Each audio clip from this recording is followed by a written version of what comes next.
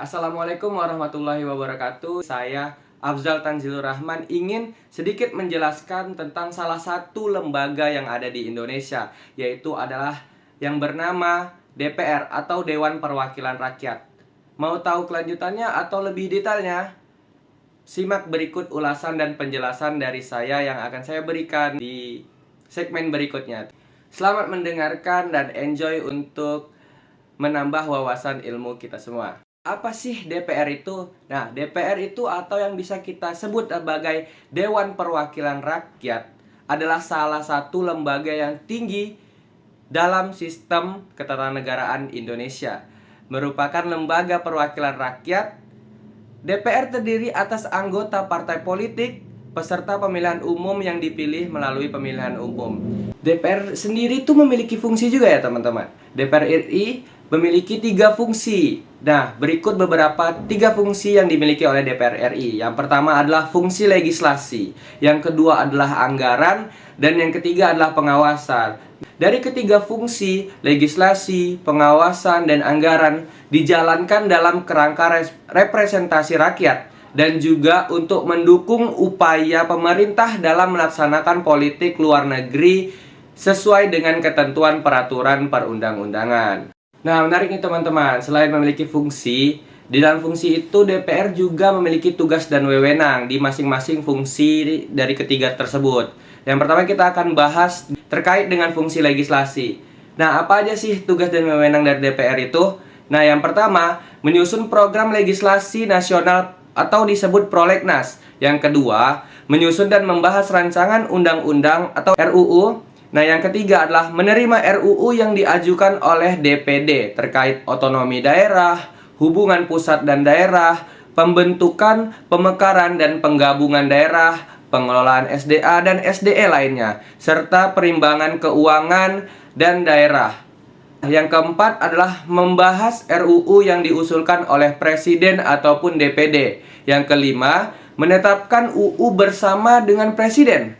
Nah, yang terakhir adalah atau yang keenam adalah menyetujui atau tidak menyetujui peraturan pemerintah pengganti UU yang diajukan oleh Presiden untuk ditetapkan menjadi UU. Berikutnya adalah terkait dengan fungsi anggaran.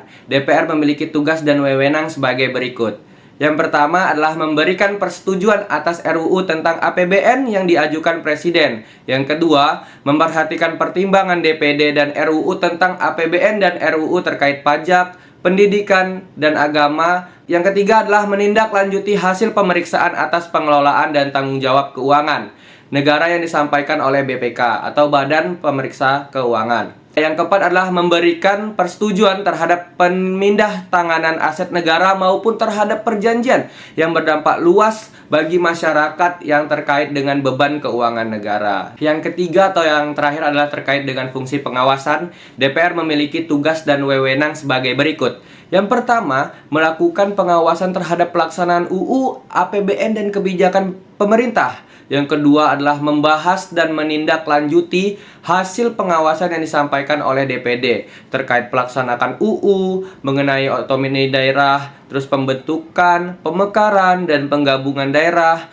pengelolaan SDA dan SDE lainnya, pelaksanaan APBN, pajak, pendidikan, dan agama. Itu adalah tugas dan wewenang DPR RI yang terkait dengan wewenang ya. Ada tambahan nih teman-teman. Berikut ada beberapa tugas dan wewenang DPR lainnya. Yang pertama adalah menyerap, menghimpun, menampung, dan menindaklanjuti aspirasi rakyat.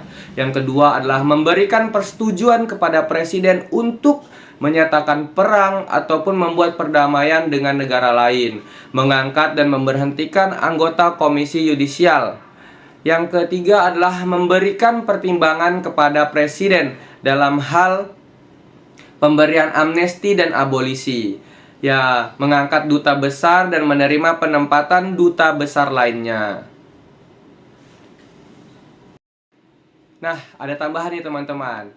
Berikut adalah tugas dan wewenang DPR lainnya. Antara lain adalah yang pertama, menyerap, menghimpun, menampung, dan menindaklanjuti aspirasi rakyat. Yang kedua, memberikan persetujuan kepada Presiden untuk menyatakan perang ataupun membuat perdamaian dengan negara lain. mengangkat dan memberhentikan anggota Komisi Yudisial. Yang ketiga adalah memberikan pertimbangan kepada Presiden dalam hal pemberian amnesti dan abolisi, mengangkat duta besar dan menerima penempatan duta besar lainnya. Yang keempat adalah memilih anggota BPK dengan memperhatikan pertimbangan DPD. Yang kelima adalah memberikan persetujuan kepada Komisi Yudisial terkait calon hakim agung yang akan ditetapkan menjadi hakim agung oleh Presiden. Yang terakhir adalah memilih 3 orang hakim konstitusi untuk selanjutnya diajukan kepada Presiden. Gimana sih seseorang bisa menjadi sebagai anggota DPR? Nah, sesuai dengan pasal 173 ayat 1 Perpu 2022 menegaskan bahwa yang dapat menjadi peserta pemilihan umum untuk pemilihan anggota DPR, Dewan Perwakilan Rakyat Daerah, Provinsi, dan DPRD Kabupaten Kota adalah partai politik yang telah ditetapkan atau lulus verifikasi oleh Komisi Pemilihan Umum setelah memenuhi persyaratan tertentu. Adapun persyaratan partai politik dapat menjadi peserta pemilu dapat kita temukan pada pasal 173 ayat 2. Anggota Dewan Perwakilan Rakyat sendiri adalah wakil rakyat yang telah bersumpah atau berjanji sesuai dengan ketentuan peraturan perundang-undangan dan dalam melaksanakan tugasnya sungguh memperhatikan kepentingan rakyat. Jadi, seorang anggota DPR itu adalah yang bisa mengutarakan atau yang bisa menyuarakan suara rakyat kembali. Terima kasih bagi teman-teman yang sudah mendengarkan penjelasan mengenai salah satu lembaga tinggi yang ada di Indonesia, yaitu adalah DPR. Nah, itu berikut adalah ulasan dan penjelasan dari fungsi dan apa itu DPR dan tugas wewenang serta bagaimana seseorang bisa menjadi seorang anggota DPR. Terima kasih. Semoga ilmu ini sangat bermanfaat bagi kita semua. Saya ucapkan terima kasih. Assalamualaikum warahmatullahi wabarakatuh.